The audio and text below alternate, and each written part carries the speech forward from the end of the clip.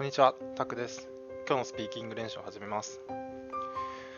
Language acquisition by children. One of the topics most central to psycholinguist research is the acquisition of language by children. The term acquisition is preferred to learning because many psycholinguists believe that no psychological theory of learning, as currently formulated, is capable of accounting for the process whereby children, in a relatively short time, come to achieve a fluent control of their native language. Since the beginning of the 1960s, now research on language acquisition has been strongly influenced by Chomsky's theory of generative grammar, and the main problem to which it has addressed itself has been how it is possible for young children to infer the grammatical rules underlying the speech they hear and then to use these rules for the construction of utterances that they have never heard before. It is Chomsky's conviction, shared by a number of psycholinguists, that children are born with a knowledge of formal principles that determine the grammatical structure of all languages, and that it is in this innate knowledge that explains the success and speed of language acquisition. Others have argued that it is not grammatical competence as such that it's innate but more generative cognitive principles, and that the application of those to the language utterances in particular situation ultimately yields grammatical competence. Many recent works have stressed that all children go through the same stages of language development regardless of the language they are acquiring. It has also been asserted that the same basic semantic categories and grammatical functions can be found in the earliest speech of children in a number of different languages, operating in quite different cultures in various parts of the world. Roman arch. Ancient Rome greatly influenced architecture and continues as a major influence even today. One architectural feature Rome perfected is the arch. Romans did not invent the arch, but they greatly expanded its use and designed arches that could support massive amounts of weight. Roman arches are comprised of several parts, such as a keystone, a bourgeois, and a pier. The keystone or capstone is the center stone found at the top of the arch. In this position, it supports the surrounding bricks or stones and helps distribute the weight of the remainder of the arch. Its name keystone comes from its importance. Without it, the arch would collapse. Romans were the first to use keystone in their arches. The keystone is surrounded on its side by bourgeois or wedge-shaped bricks or stones. The term bourgeois comes from French and Latin roots meaning to turn. The thrust of the bourgeois pushes outward and downward in a Roman arch. Roman arches are noted for the semicircular, non-pointed curves. The use of bourgeois creates arches which can be used to span large distances and which can bear heavy loads.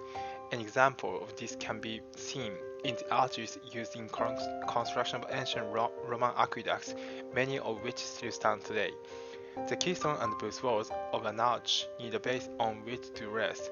These bases are called piers. A Roman arch's piers is the wall or stone on which the arch rests.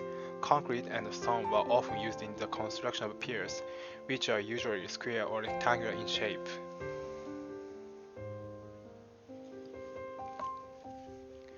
Romanticism.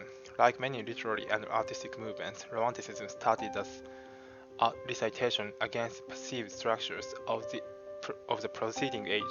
In this case, early Romantic writers wished to move away from the philosophical formalism of neoclassical age. Man's relation to the natural world was re-established, while the basis of philosophy began to shift toward what would later be called transcendentalism. The belief system that places God back in nature, landscape art, gardening, music, even theology re-established the place of human within a completely untamed natural world. The emphasis in all areas of creative endeavors was in the reliance upon emotions and the natural senses while placing humans in a new Eden. Critics and historians now look back upon the years between 1850 and 1855 as the American Renaissance, primarily due to the fact that so many writers of pivotal importance were busily recording the world at the time. Emerson, Thoreau, Melville, Hawthorne, and others. Moreover, transcendentalism, was taking its place as a serious philosophical stance. Beginning in the Far East and traveling through Europe, transcendentalism finally found its way to America through the writings of Ralph Waldo Emerson and Henry David Thoreau. The basic premise resides in the realization that neither theism nor deism can adequately answer the burning question of man's relationship with God. Instead, transcendentalists chose a form of pantheism to articulate their view of the universe. The major group of transcendentalists comprised young intellectuals in the Boston area who were, for the most part, concerned with the theology of liberal Unitarian Church. Imitation and expression. The movement away from artist imitation or representation probably started in France with the work of the Impressionists in the 19th century. The word impressionist is itself suggestive. The art is not just painting a representation, it is self-suggestive. The artist is not just painting a representation because the artwork is giving a personal impression of what is seen. The artist is not trying to be a photographic realist. The late 19th and early 20th century therefore created a sharp break with all past understandings of art. A painting or piece of sculpture no longer had to refer to something familiar. It could instead consist only of abstract lines, shapes, and colors. Such art can be said to express the inner life, imagination, or emotions of the artist, or it may be art that refers to nothing at all, just pure abstraction for its own sake. The artist's expression theory has generally replaced the artist's imitation belief. Critics have contended, for instance, that all representational art is to some degree abstract, while some features of its subject are emphasized, others are ignored or downplayed. The Gothic art of the Middle Ages was abstract to some degree, in that it did not pretend to depict literal reality. It was intent of portraying religious symbolism, but the abstractions were not so removed from normal experience that they were not easily recognizable by the viewers.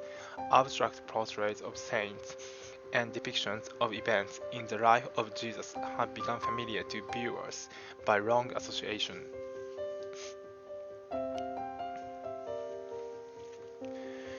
Emily Dickinson, 1830s and 1830s to 1886. In that totality we call style, Emily Dickinson's poems were unique, no doubt influenced by her Yankee heritage. She squeezed words of meaning into the smallest space. Her longest poem extends to only 50 lines. Such compression makes her work aphoristic, like Emerson's, but also results in occasional obscurity. The language of the poem, imprecise, instantly expressive, and richly quantitative, like the Elizabethan Dickinson not only exhibit the lust for all kinds of words, but also took noticeable liberties with grammar.